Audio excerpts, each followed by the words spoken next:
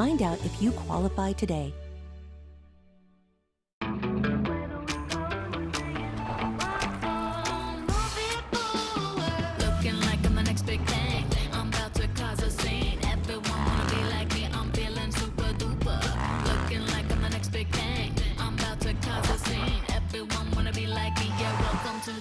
It's your journey. Own every mile in the Hyundai Santa Fe.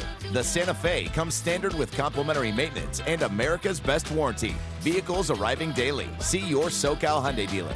The Challenge with Fred Rogan, Sundays after the NFL on NBC.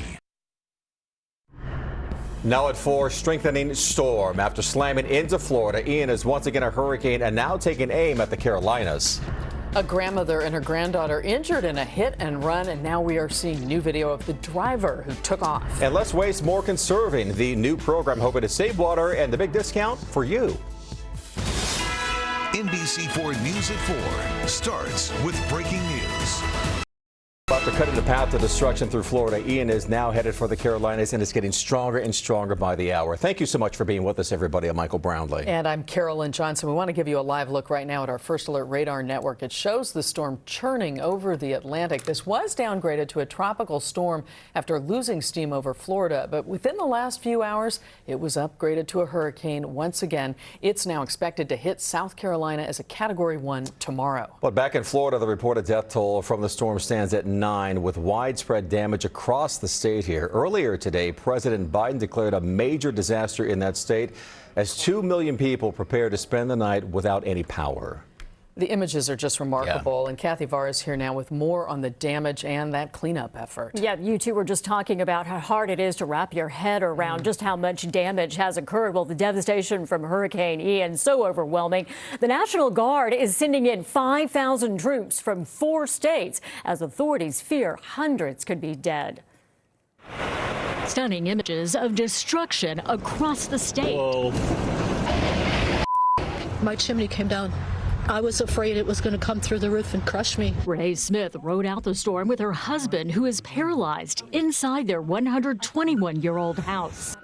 She saved our lives again, kept us alive. Poor old house. President Biden declaring a major disaster in the state of Florida. Money, supplies, and sending more help to the region. However long it takes, we're going to be there.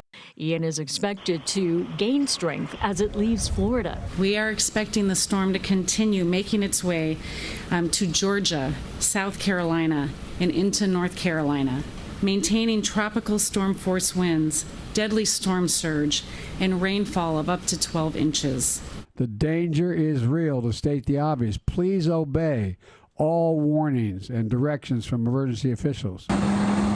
Crews are rolling in from across the country, working nonstop to restore power to more than 2.5 million people now in the dark.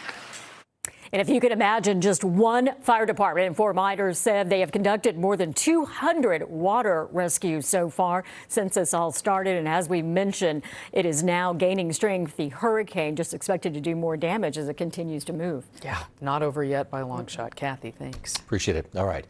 Well, about 20 local Red Cross volunteers have been deployed to Florida, and many more are on standby. In fact, we were at the Red Cross headquarters in downtown Los Angeles today, and they say those volunteers arrived before Hurricane Ian made landfall and are now offering medical help, food and clothing, and more are ready to go if needed.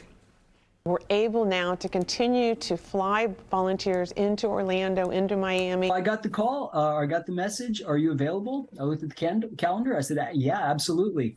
At the moment, I'm packing. Well, the Red Cross is hosting a training this weekend to get more volunteers deployed as early as next week.